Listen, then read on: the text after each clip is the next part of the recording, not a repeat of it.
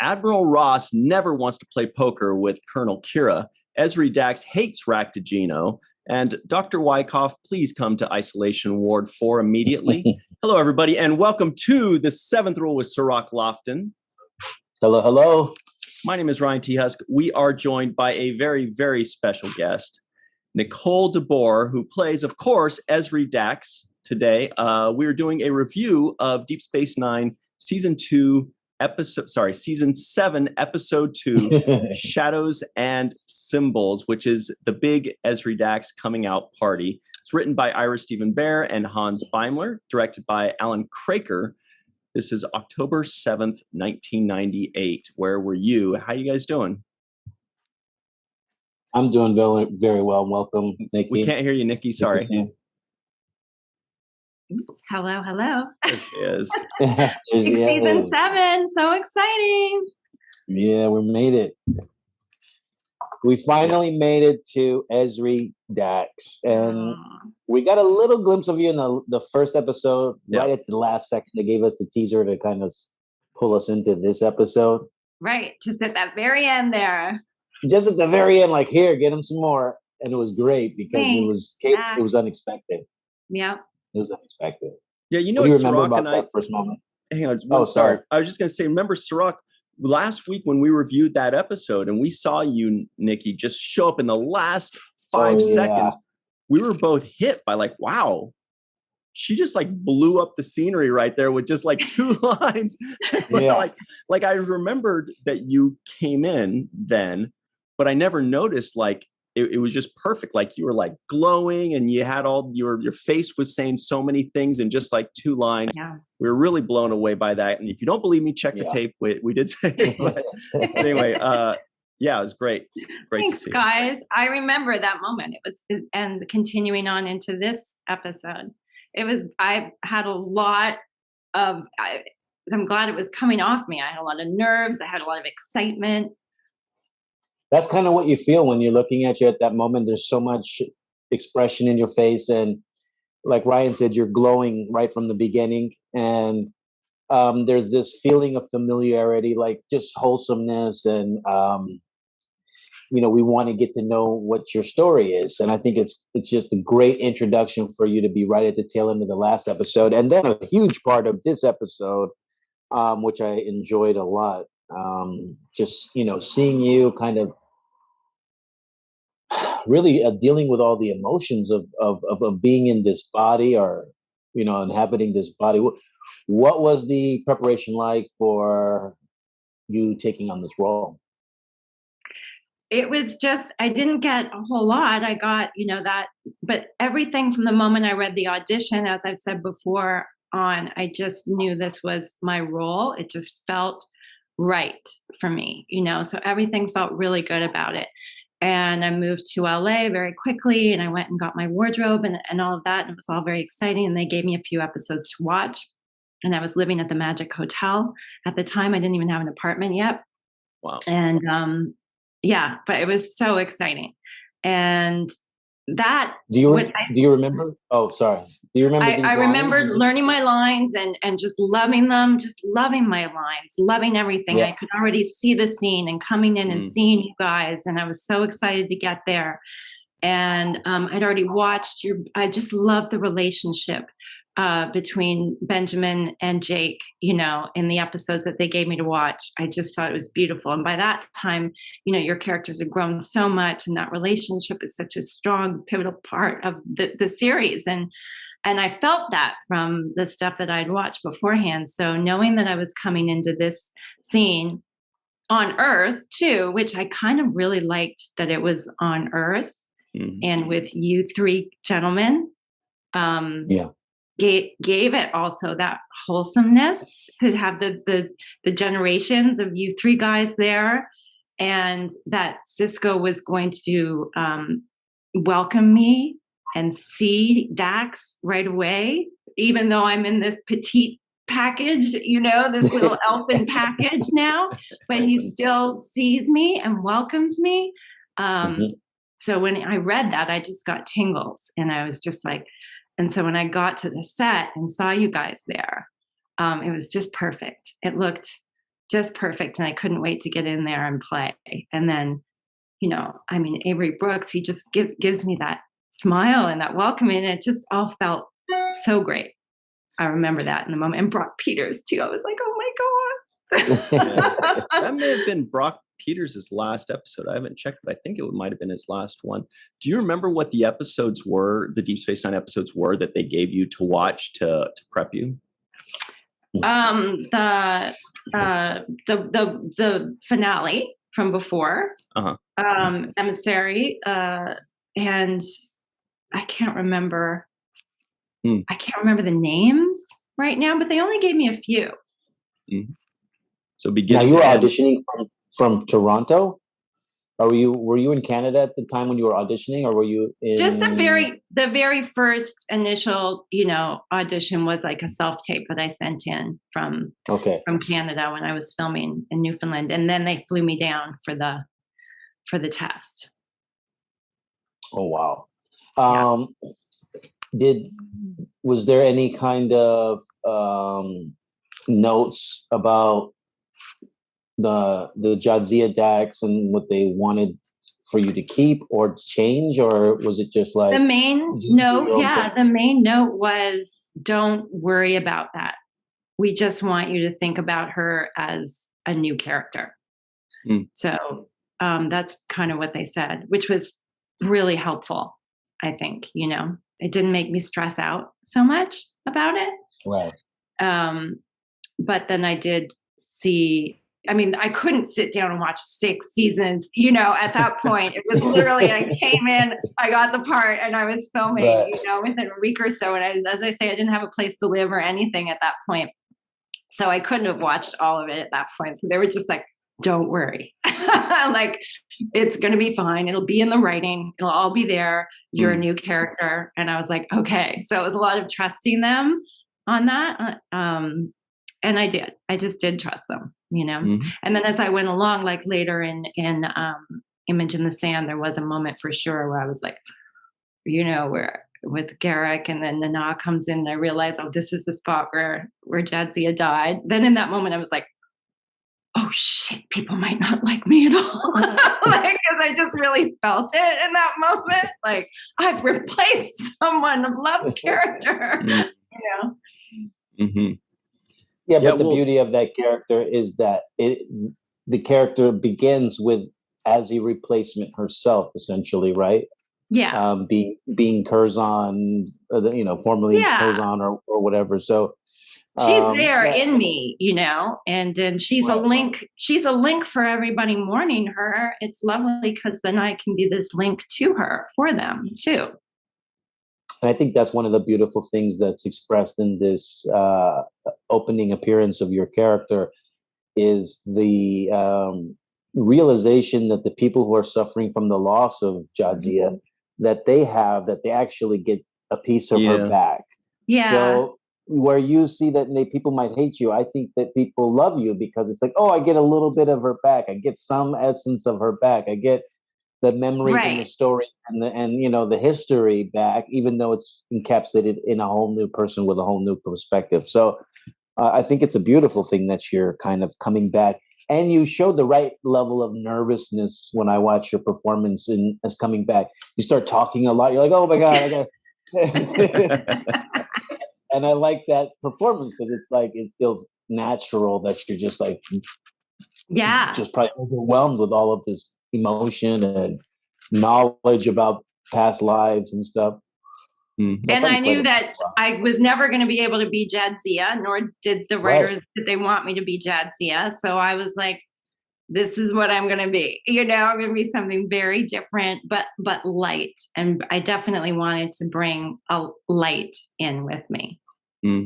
Seems like they did a good job, the writers, of making it very clear immediately to the audience that this was going to be a different character. Yeah. And you obviously portrayed that beautifully, but I think they wanted to make it very clear right away because otherwise the writing, the acting, everything goes under the scrutiny of, wait a minute, this isn't the same character. But if they establish that right away, this is a totally different character. She has the memories, she has the ties, but this is a different person. You know, this person has the personality of Ezri Dax. So I think it's really cool when you say that they told you right away, don't worry, this is a different character. And I thought it was really good that they established that right away. Did they give you any other kind of hints other than the writing as to what your character would be like? Or did they just say, you know what, we like the way you read in the audition, just keep doing that? Yeah, pretty much that. Pretty much that. Just keep doing that. It's not like they tell you what's coming down the line or anything either, you know. You get the script and you find out. But it was, pretty much like, you got the part for a reason. Just keep doing what you did at the audition, you know, like keep bringing that to the table, sort of thing. Mm-hmm. And speaking of the writing, I thought they did a good job in this episode.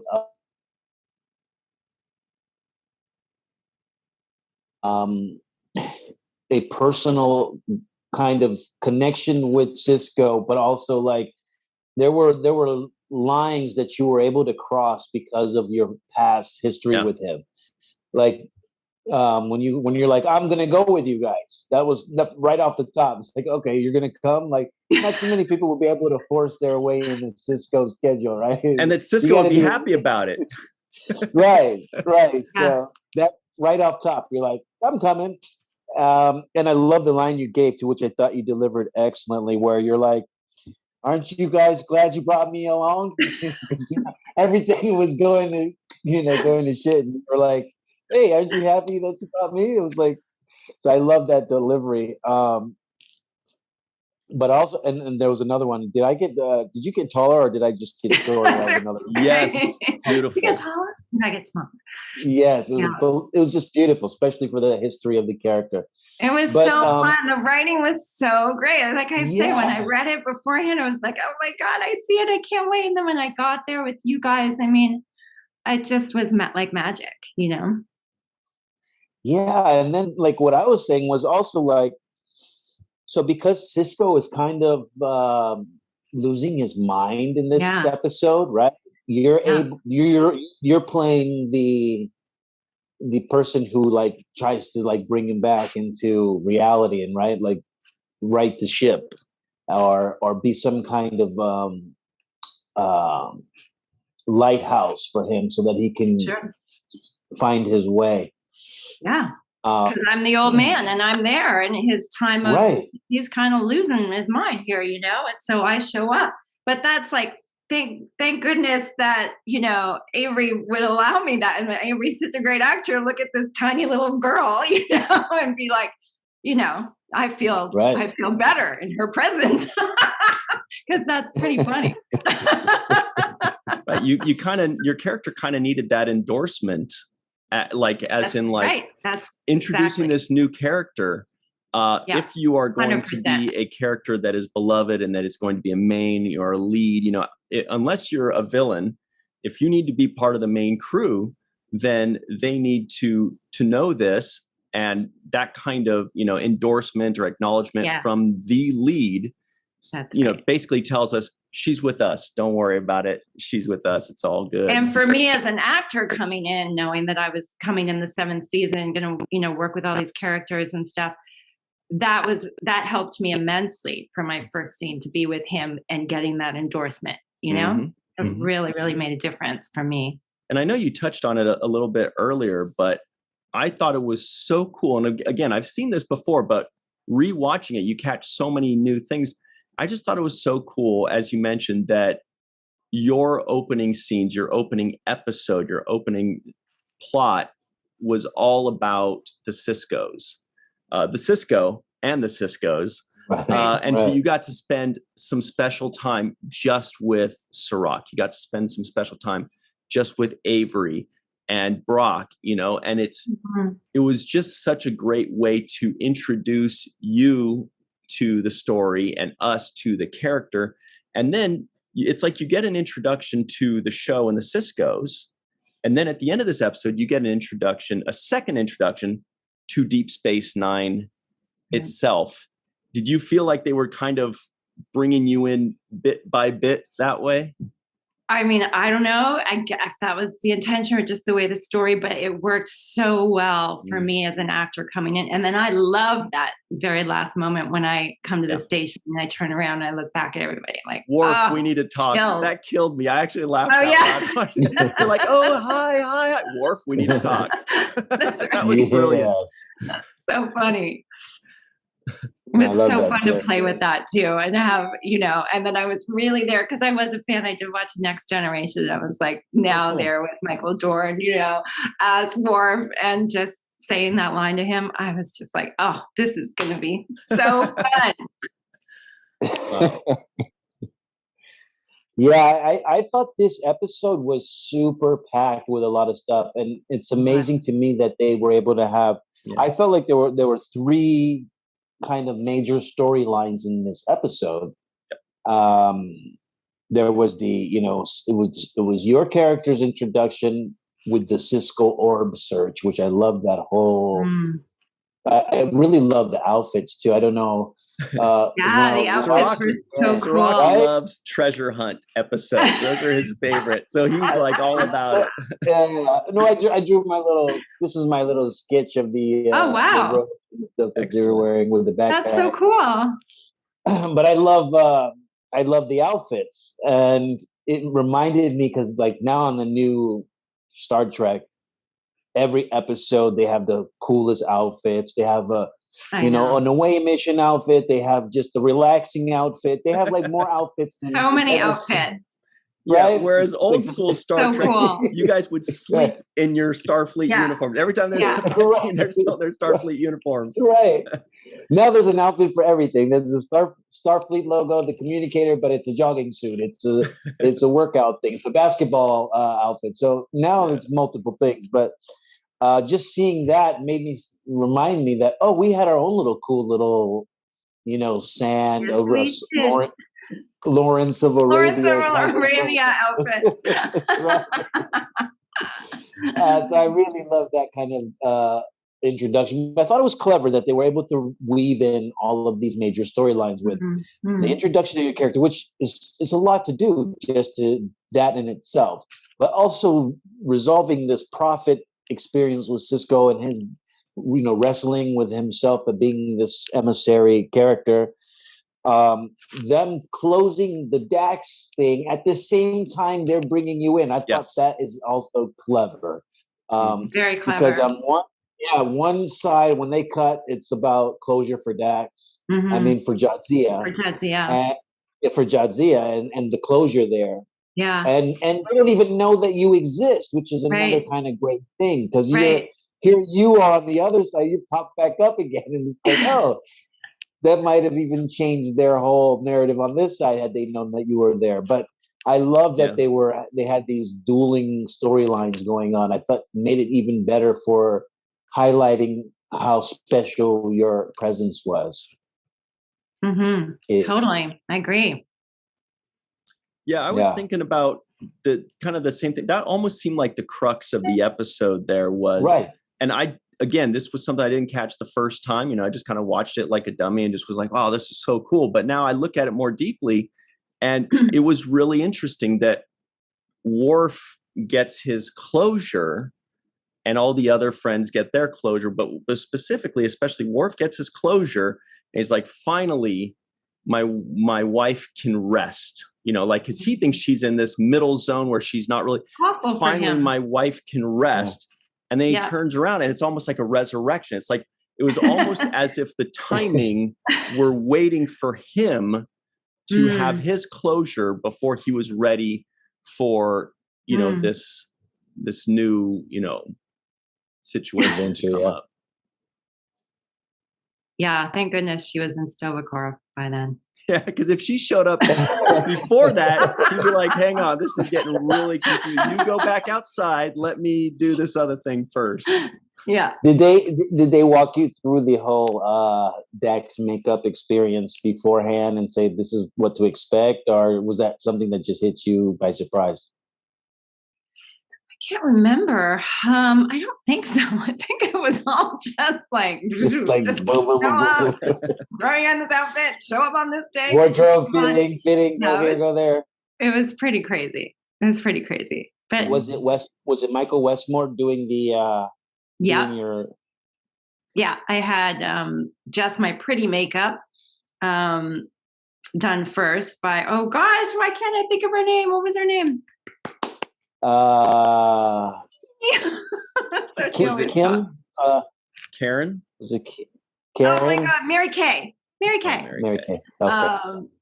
I just remember she would always talk like this, and she was so cute, so cute. And then she would do my pretty makeup, just my regular makeup, and then Michael Westmore would come in and with his like Starbucks and come in and do my spots, which was just so relaxing. It's just like these little brushes just tickling your face, and he would just do those every morning. So we did like 99 of them by the end.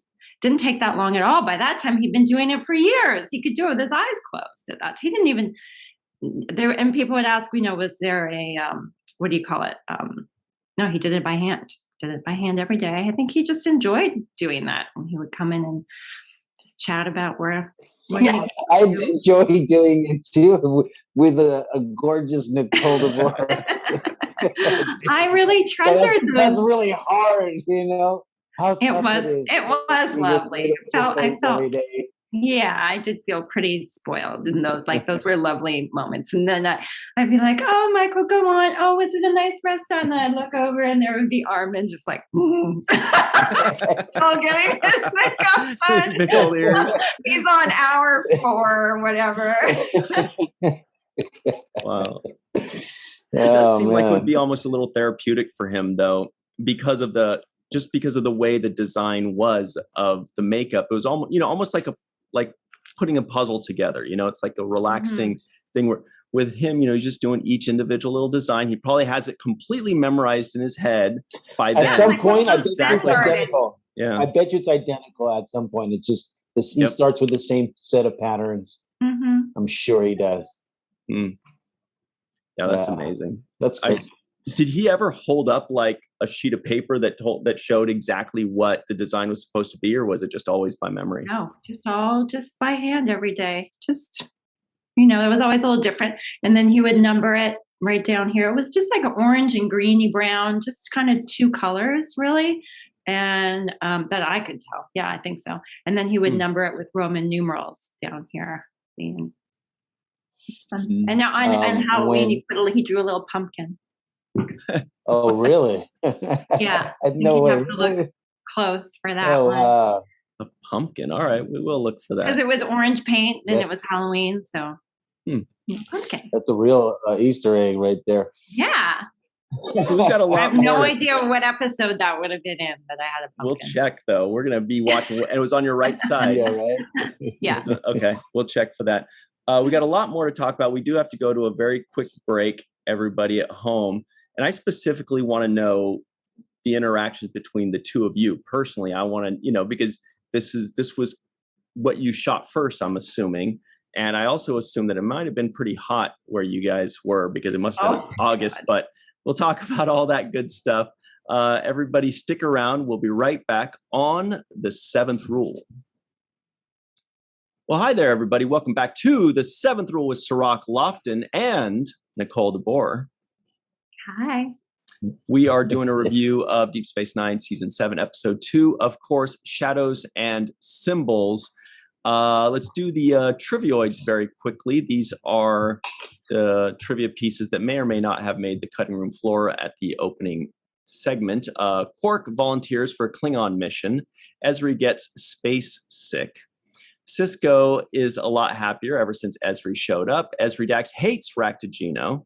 Quark wants Worf to thank him. Damar and Siana met at the dinner honoring Legate Hovat.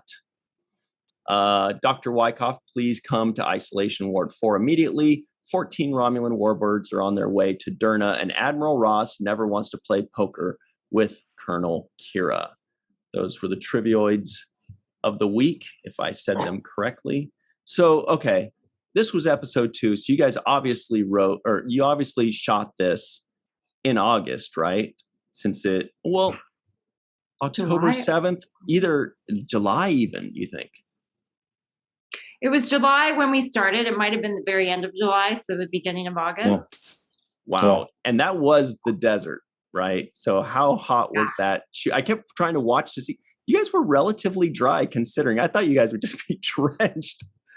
It was hot. I mean, I'd never been, I mean, it was really cool. It was really cool to go and do this desert, planet stuff. Really cool. But man, was it hot. Oh my God. You remember that? Yes, I do. Crazy. Yes, I do. I hated all the desert stuff. It looks great on film.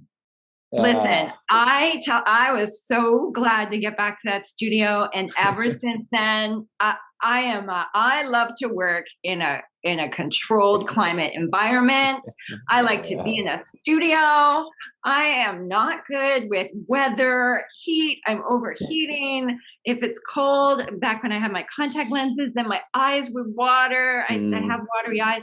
I mean, so I did not enjoy being out in that desert. Thankfully, I had a stand-in. I met my stand-in on that episode, Jennifer. She was amazing because they would send her out there to stand in the heat for most of the time. God. And we were all doing that, like taking like handkerchiefs and putting them in freezer. What was it they would put it in? Like a bucket of some kind of cooling gel. And then you tie it around your neck. It was so hot. Oh my God. Yeah. You actually really look unfazed by the weather on film. Yeah. So I couldn't tell. Acting. I was looking for uncomfort, even on my own. But I wrote as one of my notes, I was like, Joseph Sisko's too old for this. Like, yeah. I know. What the hell? Scary. That's true. No, I remember us all saying that. This is not good. We're concerned for Brock. Yeah. This is not good for Mr. Peters. Yeah. That was not good. It was scary. Brock can't walk up these mountain desert dunes and sand I remember dunes. that. What's going on? He's too old. This is elder abuse. He shouldn't be doing this. He's paid his dues already, man. I'm like, just tell him about it when you get back. Let him sit under the shade of a tree. Exactly. No, and I remember people saying that, like, don't put him out there unless he's got to be out there. Like, just wait till the last second. Yeah, that was. I got thirsty thinking about it. I had to take a sip of water. It was so hot. Watching him. You saw him really struggling to get up there, and I remember, he was leaning on me, using me as a support because it's not easy for him at his age to be doing that heavy hiking. Yeah, in the sand. And I was thinking, well, this is not the best. And then I was thinking, why don't they just beam closer to where they need to be at? Like all this walking, I said, I'd be beaming everywhere, guys. They'll be like, where do you got to go? Good point. Down to the corner store. Well, just beam me over there. I don't feel like walking. That's right. You're right. Why are we walking so much? Yeah. Yeah. What the hell? I mean, Sisko's crazy. So why are we following the crazy guy? That was a great line too, by the way. You're like, have you always been there? You seem like you're getting stranger. That actually made me laugh out loud because the audience knows, we all know that he's just tripping out on some kind of little thing or, oh boy, here he goes again. But your character is just like, I remember him being so calm and collected. Like, what's going on here? Yes. Totally. It does. No, I like that. I didn't expect to see my character kind of bounce off of him when he touched him. I forgot that whole thing. And I'm pretty sure I forgot because I wasn't there for that stunt.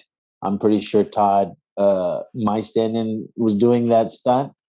Because I don't remember getting flown back 20 yards, Yeah, no, that wasn't you. That wasn't me. That was not me. But I did. Oh my like God, I remember now. You were not digging it. I remember you not digging it out there. No, I hate dirt. I hate dirt.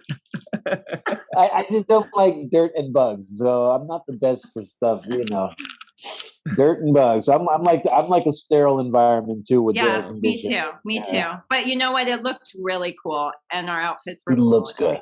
It looks good, and it adds. It's like the time that I liked the outdoor was the baseball game day. Oh yeah. When we filmed Take Me Out to the House, because then we were playing baseball, so I was wearing a baseball uniform. We're at a baseball field, so then you can just, like, when they say cut, you're still throwing the ball around. Everybody's playing. But when you're in the desert, it's like there's nothing to do except for grab a water and try to There stand was in the nothing shade. there. We were just on that sand hill. That Yeah. was it. But it was cool again because I think back to like, you know, Kirk and the crew. You're out on the planet, and I knew it was somewhere in California, you know, and so here I was. I'm out there. I'm like, this is cool. Okay, but I can't wait to get back to the studio. I remember, well, first of all, I thought it was a good writer's touch for them to have your character pick up the water rations from Sisko's bag when he drops it, and you kind of pick it up, just thinking ahead, like, hey, we might need this later on. I thought that was just good writing, and it was smart. But then there was the moment where Jake is giving Joseph Sisko, his grandpa, is one of those water rations. And that triggered a memory for me of the day. Like I remembered that moment all of a sudden, because I remember the first time I opened that little thing, I tore it all the way up. And when you tear it all the way up and somebody tries to drink out of it, it comes splashing out on your face. Way to go. So I got Brock did not like it like that. So I remember if you rewatch the episode when I tear it, I do a little just a tiny little piece. I did notice that actually. And you did it really fast. Like you had a lot of practice. I was like, was that pre-torn or did he, because you just did a little right off and it's perfect. No, I remember that adjusting for baby tear because Brock had to drink. And if you look, I kind of look over to see if he's not going to spill a whole bunch of water out on his shirt because that defeats the whole purpose. And now I remember, like, you know, I'm in this part of the scene. I would check back at you guys coming up over. Just I knew you were miserable. Super miserable out there. And you know, Brock did not like that. You know, Brock wasn't happy. He wasn't. He was like, "What the hell do they need me here for? I can be in my restaurant." Yeah. But I did like Nicole. The scene that we had, I thought was really special. It was just a small little moment in the hallway, kind of the doorway scene. Yeah. And I love that scene. Yeah, it was really good. You were like, "Yeah, I'm a ship counselor," and I was like, "Counselor?" Like, you're so emotional and you're so all over the place. Like, you're counseling people. Like, I thought that was a nice little moment between us. You know, therapist. You're like, yeah, you know, a little surprising. That was what you said. And that was the Rock DiGino scene. That's when you were like, I hate this Rock DiGino. I remember. I remember, and you were so taller than me, and you're like, see you young guy, and you're all like cool, and you're like, you know, see you in your car pulling up outside and stuff on the lawn. But you were so great. I mean, you had this part. Your character had grown so much. It was just really fun to play. And we would joke around. You know, it just felt great. I love that scene between us. And I can still remember standing in there, you know, doing that with you. And it was just a really cute moment with us. Do you guys actually remember your first impressions? I guess this would be for the first episode. Because, I mean, Nikki, you basically saw Cirroc as a 13-year-old when you watched the first episode. And then more recently later on, you're like, okay, I think I got an idea. And then you see this tall guy driving his car, like you mentioned. Do you guys remember like your first impressions? Were there nerves, or were you just seemed everything was friendly and fun?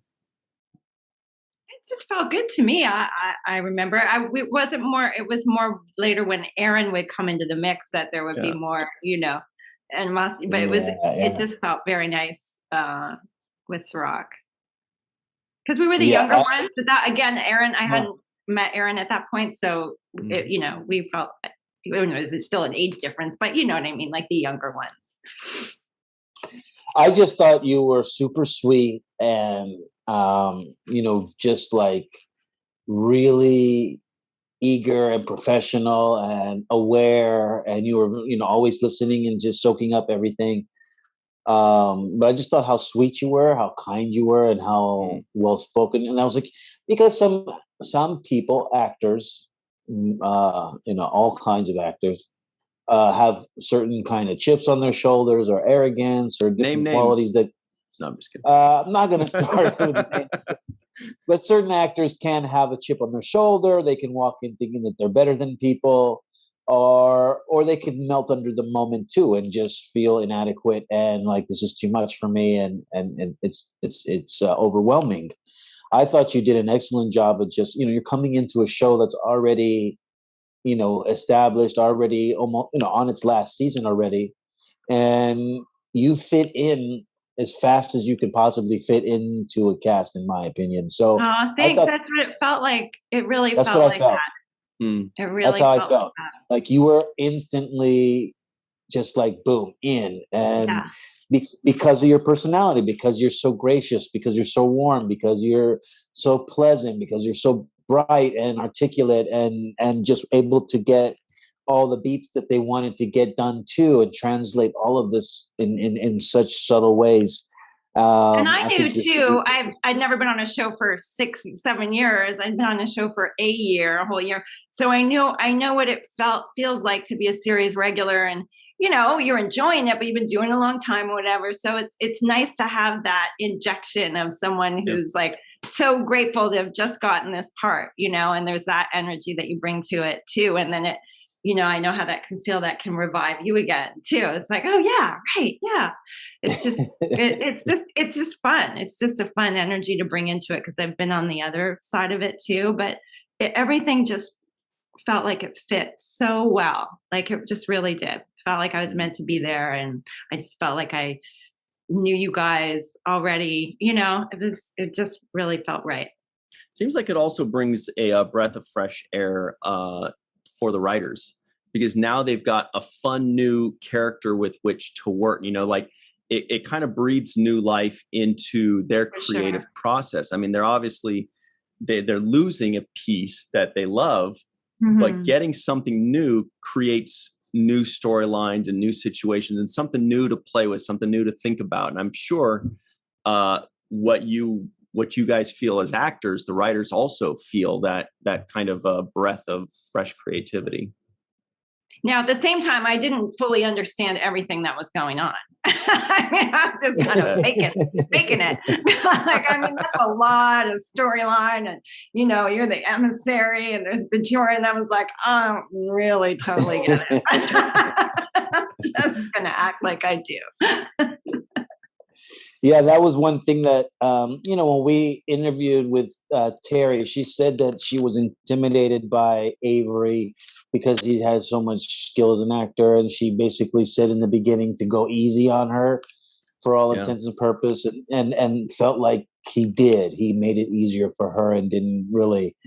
Did you feel like Avery did that for you as well? Like not like really did he make it easy for you? Not that you weren't capable, but did he make it easy for you and not difficult for you when you first got there? Was it easy for you, welcoming and like? Yeah, 100%.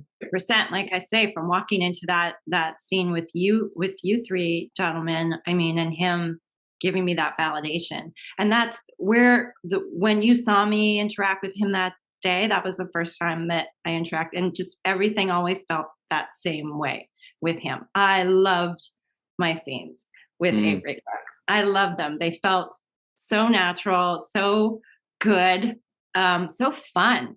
He's very playful and very fun. And I just, he really can be. And I was just like very cheeky, and I felt very confident in being Esri. I was like, I don't see anyone around here who could be Esri. I'm Esri. So I felt confident in that,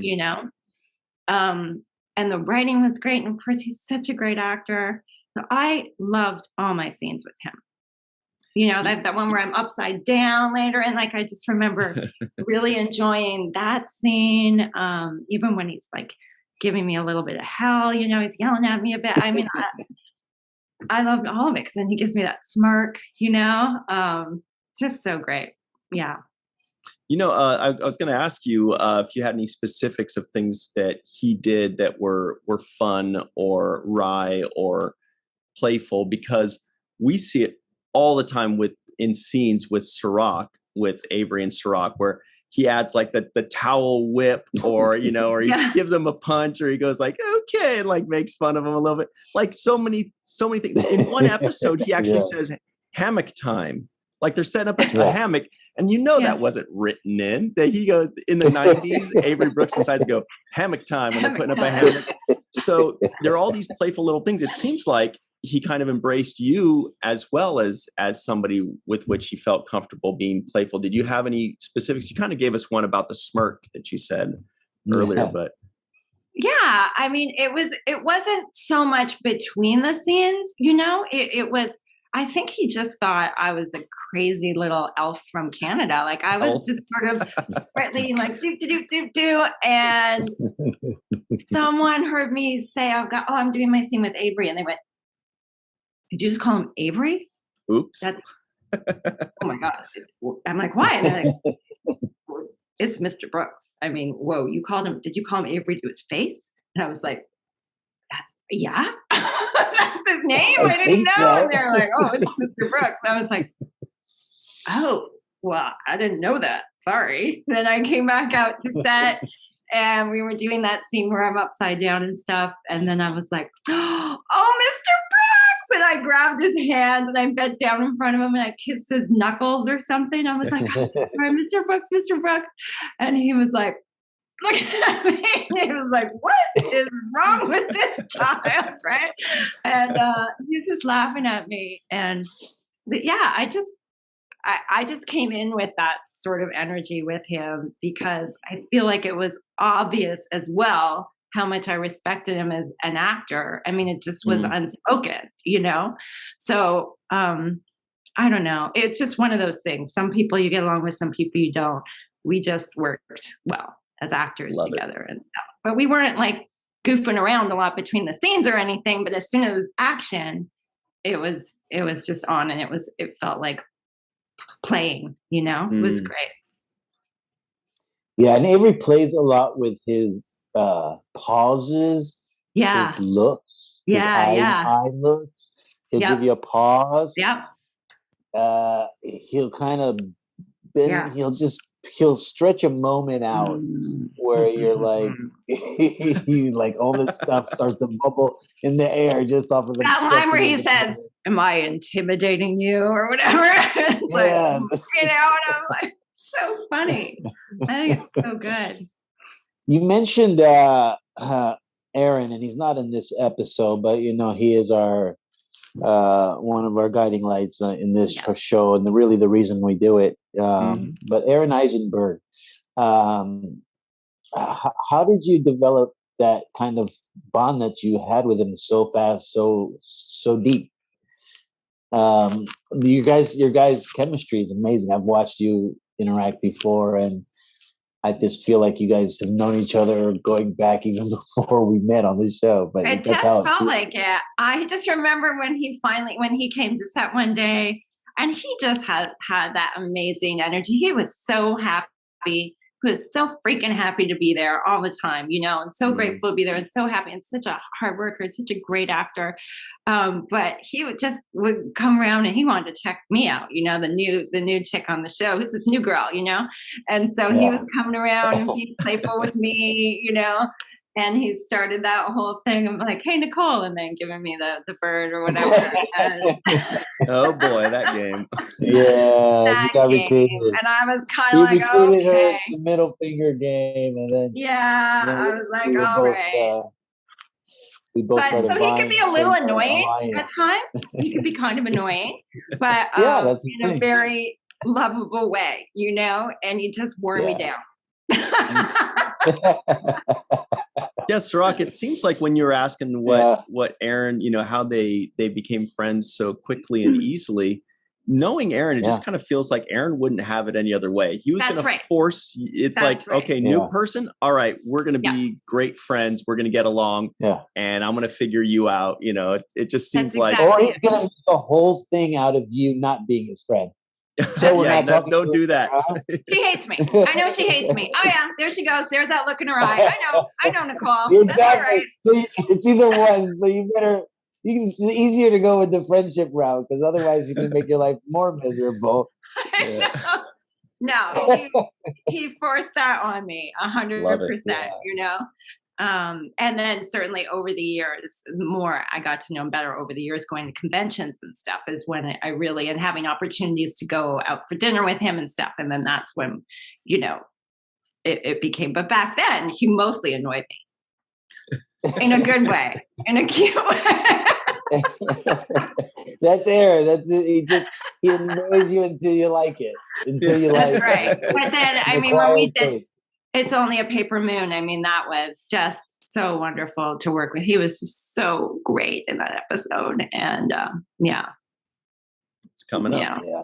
You know what other one's coming up in just a couple weeks too is actually Take Me Out to the Holosuite. I didn't realize it was so early in the 7th season, but when I peeked ahead, but we don't want to talk about that just yet. You were going to say something, Cirroc? No, I was going to say, because Nicole mentioned earlier that, she was worried that people are going to hate her or whatnot. And I mean, have people given you any kind of sentiment negatively like that? Like, oh, whatever?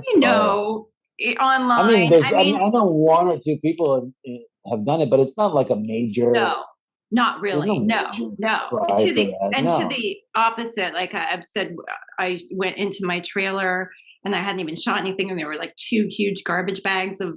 I was like, "What is that?" And the AD said, "Oh, that's your mail, your fan mail." I was like, "Wow, fan mail." I'm just barely starting. They haven't seen anything. So it was all this fan mail welcoming me to the Star Trek universe, welcoming the show. So I was like, wow, blown away by that. So mostly the opposite for sure. There's always people online, but we know we can't. I mean, there's always someone. Online, but, But that was the beginning of that stuff, I mean, I remember at my apartment, I finally got in Los Feliz, and I got one of those iMacs that, the big ones, that's the green, it was like green space egg looking thing. And that was my computer. I was so excited about my computer. And at the same time, message boards were starting. And that's when that stuff was just really beginning, for better or worse. Social media and all those computers and websites and all that. Yeah. Well, we only have a couple minutes left before we have to run. But Nikki, do you have any final thoughts on this particular episode? Or what about when you first, at the end of the episode, when you first walked on to the set of Deep Space Nine itself? Were you blown away by how big and intricate it was, or were you just focused on just get through this scene and you're meeting everybody new, don't screw anything up? What was the feeling like? Yeah. Number 1, so happy to not be in the desert. So happy to be back at the studio. Number 2, you know what I did not expect? The sets. I'd never seen anything like that before. I mean, just incredible. And my trailer was right outside of stage 4. But what I wasn't expecting were all the amazing background actors, like just incredible. And like everybody's in their costumes and everybody's there and everybody's doing their part. And they really make it come to life when you're, on that promenade and stuff. That I wasn't expecting. That was a really cool surprise to see, because that really, really adds to it. Because it's live. It's like all of a sudden everybody's crossing and people are going places, and they're amazing, really amazing. And so that was an amazing moment to walk in and shoot that scene at the end. I just loved it, and it's all come to life in front of me, and so fun to say those lines to Worf, and then I just love that moment at the very end. I can't actually wait to see what's going to happen next. My mind is spinning, and I don't want any spoilers, Nicole, because I haven't seen this show yet. Okay. And I'm excited about these episodes. So I'm excited to see how the Worf thing's going to play out. I don't know how it's going to play out yet. And I'm like, I'm glad you're excited. That's great. Yeah, I'm like, how's it gonna go with Esme and Worf? Like, is she gonna turn them down, or are they gonna pick back up? I was wondering about that. I have to see. Not very nice. Nikki, when was the last time you told somebody, no spoilers, you'll just have to see about a show that was 24 years ago? That's okay. I love it. It's so cool. I can't wait. So the show's coming off of Netflix now too, right? Yep, it is off. Just read that. It will be off July 1st, I believe. Yeah, that's sad. Okay. The end of an era, but that's we have Netflix to thank for the huge resurgence in Star Trek, because suddenly everybody was like, I can watch Star Trek anytime I want, as much as I want, and Star Trek fans did Really made a difference. They watched it a lot. All right.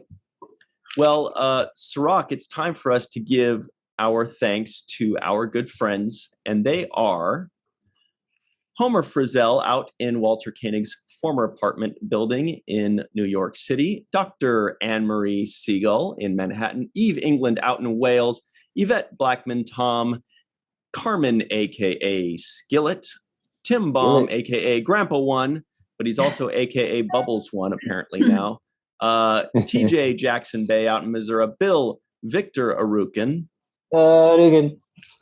Titus Moeller, Darlena Murray, John Mann, Dr. Muhammad Noor, Tierney C. Diekman, Anna Post, Rex A. Wood, Anil O. Palat, Erica Strom, Joe Balsarati, Mike Gu, Stephanie Baker, DQ, Neil Akasaka, Justine Norton Kurtzen,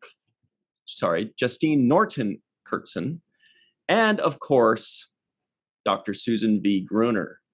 There they are, the Fast and the Furious, the greatest people in the world. Now, most of those names, I think, recognize. I had a feeling you might. I was watching you when I was reading them, but I should have been watching reading the names. But you were like, "Yep, know him, know her, recognize that, got it." Recognize that name. Right. Oh, also one final shout out before we go. We have relaunched our audio podcast. Everybody on iTunes, Spotify, Podcast Addict, everywhere you go, everywhere you look, there we are. We've already put up all of season 1. Oh. We're putting up season 2, and so it's all relaunched. So we're going to be reading some reviews, and Dave A. Gregg on iTunes says, the best Star Trek podcast. I've been a loyal T7R listener for quite a while, but after Aaron's passing, jumped into the live chats and never looked back. It's been an emotional necessity just before and during the pandemic.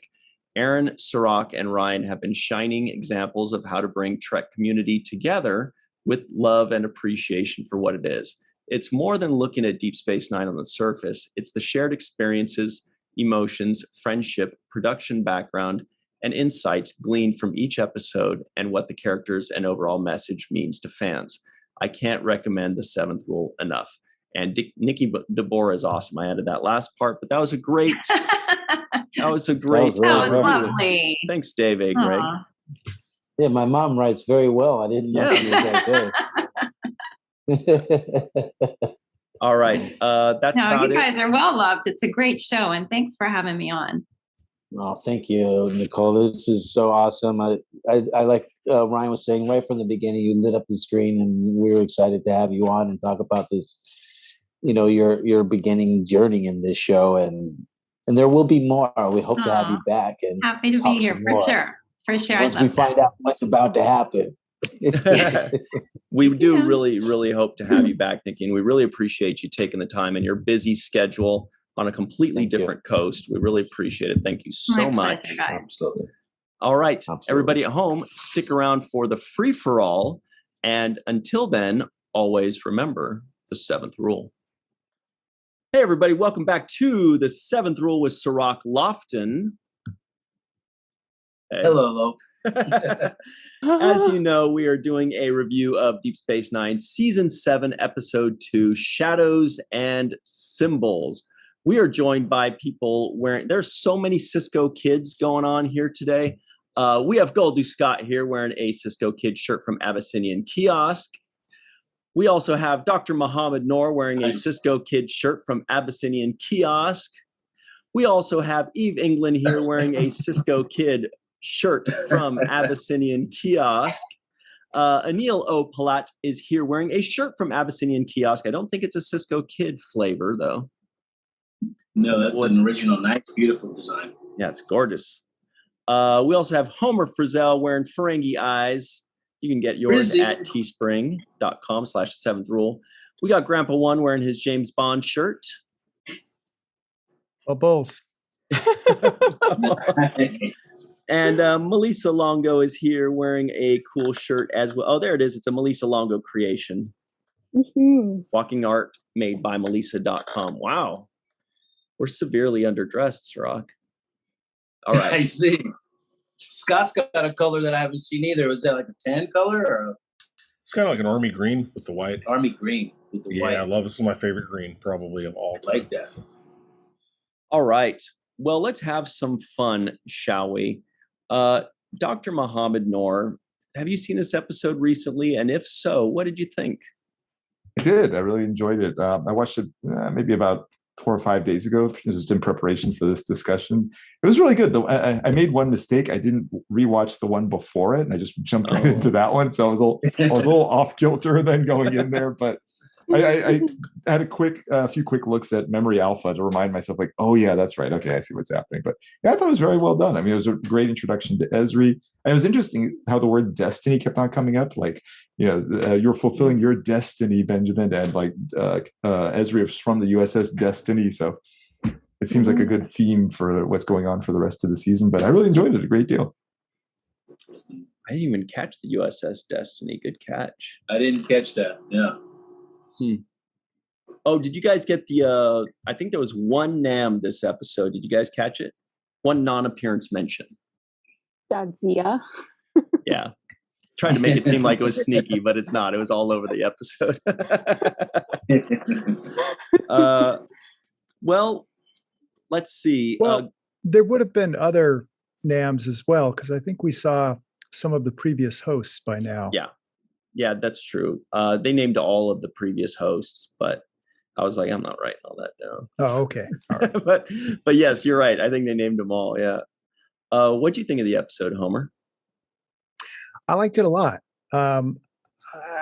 I was getting warm and parched when they were walking through the desert, and I was like, oh, man, I'm like, is that the right outfit to be wearing?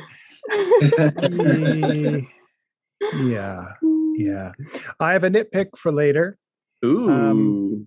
But I enjoyed this episode a lot. It zipped along. It was fun. Yeah.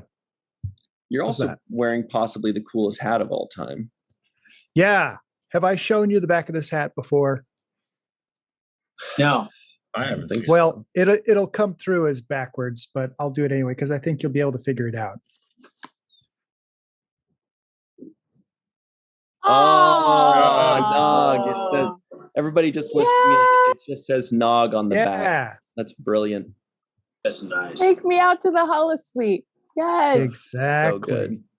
Yeah. So good. I love this hat.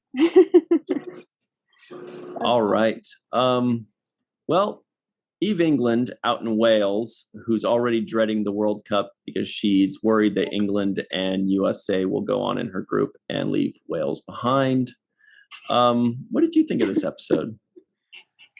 Yeah, it's I think, as everyone said, it's very, there's a lot going on, and I was kind of trying to think of, what I wanted to sort of highlight, but I found some interesting facts in the companion because it's just full of those. And what I just thought I'd share with everyone is it was all about the hospital wall. So when Benny Russell is in the hospital scenes. So apparently the script just called for walls covered with intricate writing. So apparently that's all they had to go with. And they obviously knew that they couldn't have the camera focus too much on the screen because they knew people would try to see if they've actually written the whole of the Deep Space Nine story on the wall for the episode, which see they didn't. But they were trying to work out how to do it. And Michael Okuda said so instead of just using some sort of computer rendition of some text, they actually did get the whole art department to physically write with pencil on the wall. And they were thinking, well, we've got to write something. They knew they had to have words like Odo and space, DS9 and things like that to sort of pop out of it. But what they decided to do, they had a really early draft of the companion. So they just picked out different episode synopsis from the companion to get everyone to write on the wall. And it doesn't say, they can't remember which precise episodes they used, but they definitely used the Tribbles episodes. So that was one that they definitely used. So I just thought that was really cool that they actually took the time to activate. They had to get the whole team because they said it was just taking ages. And they tried to use Avery's handwriting to copy this sort of style, but they said it didn't. They didn't have time to do that, but they said it worked pretty well, that it wasn't too far off his writing. But I just thought that was really cool, thinking of all those poor guys having to write on that wall. What a nightmare. Yeah. I know. Yeah. Cause I thought about that too. When I saw that, I was like, oh my God, somebody has to write all of that. And writing on a wall is harder. Writing, on like a vertical space is a lot harder than writing down. Like it's actually not easy. However, somebody is easy like Sunday morning, and it's Anil O. Palat. How are you today, Anil? Good. Yeah, I really like this episode because they were able to work in the whole cast, which is, not easy. There's so many characters, but and I love the scenes at the psych ward. It's because you don't, like, when I first watched it, I was like, is this real? Wait, is the show not real anymore? Is Benny Russell, like, is that the real? Like, it's so confusing, which is how Sisko feels, and I love the way they did it because it puts you in that, like, I don't know what's real anymore. So yeah, it was great. Yeah, when they cut to the Benny Russell thing, personally, I'd forgotten about that until it happened. I was like, oh, where did that come from? Cirroc, we didn't talk too much about that. What did you think when the Benny Russell thing popped up? Was it confusing, or were you just like, okay, all right, let's see where this goes? I thought it was a great callback, actually, because of how much I like Far Beyond the Stars. Mm-hmm. And just that little bit of a callback I thought was fantastic. It was good to see Casey Biggs playing the psych ward doctor. And I don't think he played that in the original Far Beyond the Stars. I thought he played a different character. I don't think he was in it at all. He's not in it at all, is he? He's either not in it or he's in the office. But yeah, he definitely wasn't the psych ward guy. Yeah. I thought it was a great callback. It made me think a little bit of what Anil just said about what's real, and it actually reminded me of Ira saying that the whole DS9 was basically coming out of Benny Russell's head, and he wanted to end the show kind of on that type of note. And the argument he had with Rick Berman about that idea not flying with Rick. So I thought of all of this. So I think this is Ira's way of shoving that in there a little bit and inserting a little bit of that. Just to make you think, hey, wait a minute, what's going on here? Is Benny Russell really dreaming all this stuff up?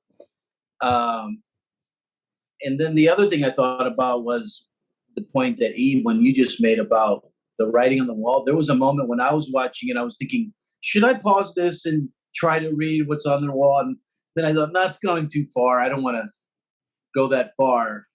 But the thought came across my mind, though. So it's interesting that just in case I wanted to, they had already prepared that for just for that, inevitability, perhaps. So I thought that was great. Yeah, you could tell that there were actual real sentences in there. You could see names, you could see things that you recognize, like what Eve was saying. Goldu Scott Jensen, also wearing a cool hat. What do you think of this episode? You were saying this is one of your least favorites, right? Oh, was that what I was saying? I don't remember saying that. I say a lot of things, so it could have slipped in there at some point. I had two spots that I hadn't recognized earlier that I feel like I should definitely call out, and that was Kira punking out like an entire fleet, and more importantly, scaring Ross. That was probably the most important thing. If you see Admiral Ross, this man has been through so much. You know what? I'm going to bat for her because I'm scared right now. I loved that part. And I also kind of like what Cirroc and Anil were just talking about is that I love that they brought up the Benny Russell thing again, and also that it was tied up, because there's been some other shows where they've done that. Is it all a dream or is it all not? And then they never talk about it again. So then you got all those fan people later on saying it was all definitely a dream. It was in a snow globe. It was Buffy's crazy and she dreamed the whole thing up, that whole thing. So happy that had a nice little bow tied up on it. And also, man, this was a great introduction to Ezri. Yeah, like the entire I didn't catch it, in all the other times, but when they were like, oh no, we're going to Tyree, And Jake's like, oh, no, you don't understand. And she just goes, all right, cool, I'll go too. Like, didn't even think about it. Just didn't even take the time to slow down, just jumped right into it. And yeah, it was a testament to her character being incredibly insecure and also willing to just dive in at the same time, which that's a balance that happens with a lot of people that feel that. So now, Scott, Homer put in the chat, no Buffy spoilers, please. Mm-hmm. So okay, I definitely won't text them all to you then, Homer. Thanks. Why don't we start a podcast about Buffy, man? We should do that. Yeah. Yeah, it could be my first watch. Yeah, I've never seen it. James loves it, but I've never seen it. Yeah. But have your people get in touch with me. Yeah. I'll have them talk to you. Send an email. How about Bubbles, the Vampire Slayer? I love it. Tim, have you seen this episode recently? Did you love it? Yes, I saw it a couple hours ago again, and I did love it.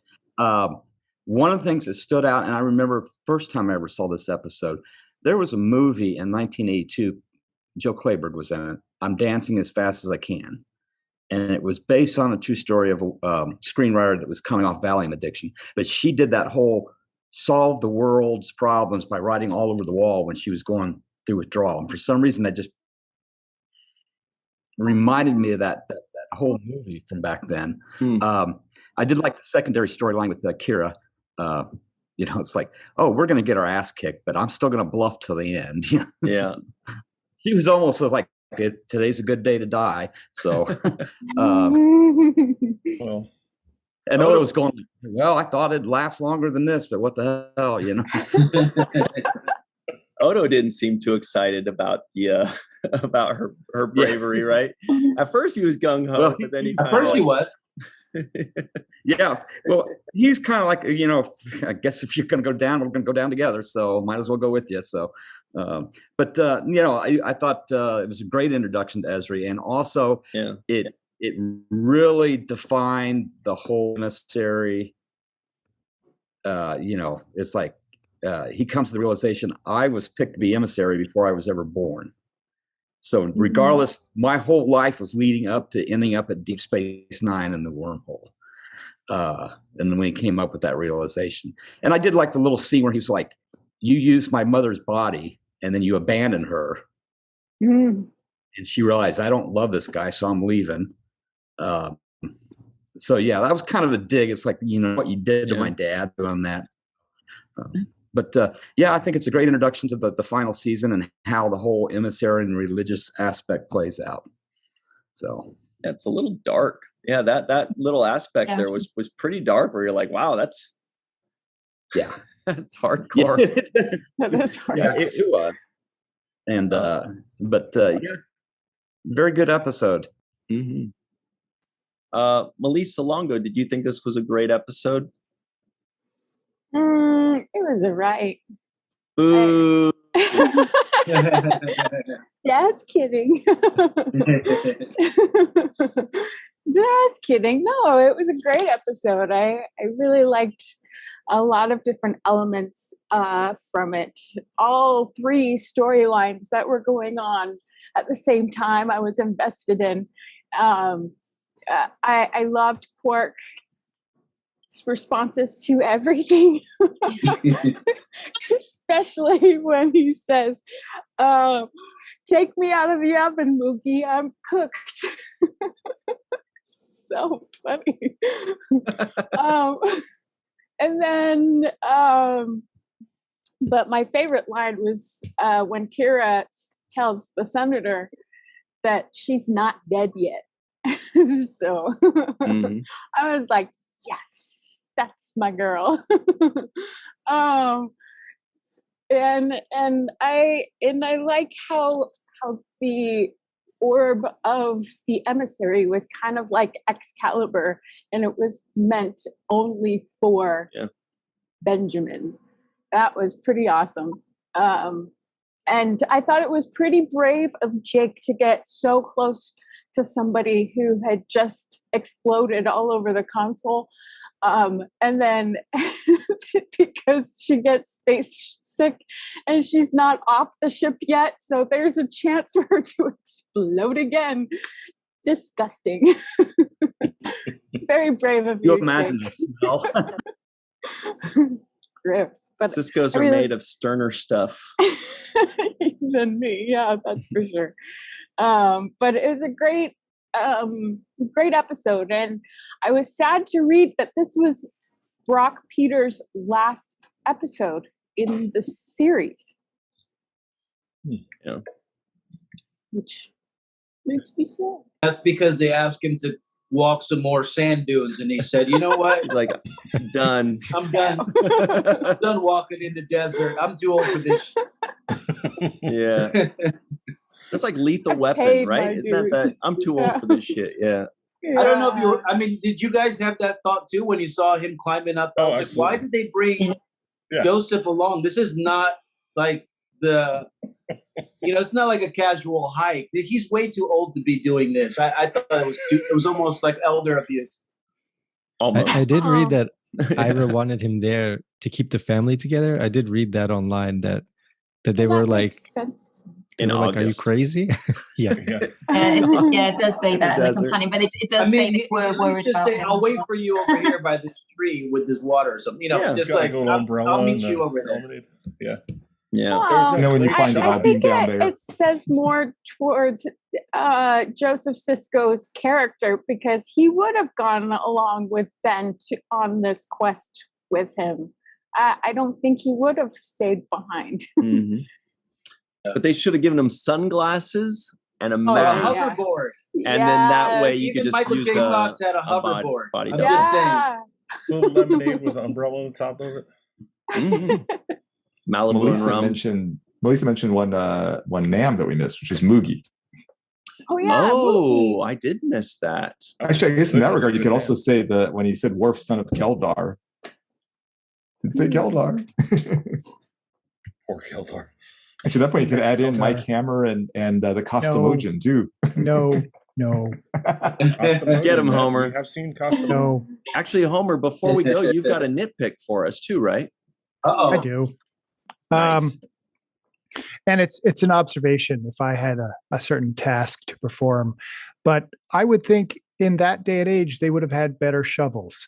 And if you knew you had to dig, why would you get like a military issue one? I understand Starfleet maybe was, but there's no money. So he could have gotten a good one, or maybe one that was like telescoping, or something like a phaser. So you don't even have to be digging around. The related one is that if I'm digging a hole, the Sisko is not at the top of my list because he's just flailing sand all over the place. Yeah. Those are solid It was nitpicks. extreme. Yeah. He was more stirring the sand. Like, Just beam the sand out. Just get it out of here. You see, I the would've shovel said- has reached the maximum level of advancement in its development It's- and evolution. Yeah. it's like the spoon in Star Trek as well. Yeah. I guess if it ain't broke. It's like the wheel. It's perfectly done like it is. Yep. Well, speaking of perfectly done, I think that's about it for us, everybody. We're Yeah. like the wheel. We're 360 degrees of perfection. Why is that funny? That's good. I may use that. Yeah. All right. We want to give a very special thanks to Homer, Muhammad, Eve, Anil, Goldu Scott, Grandpa One, and Melissa for Cirroc, Lofton, and myself and Mr. Aron Eisenberg. Want to thank you all for joining us, and we will see you next time. Until then, however, always remember the seventh rule.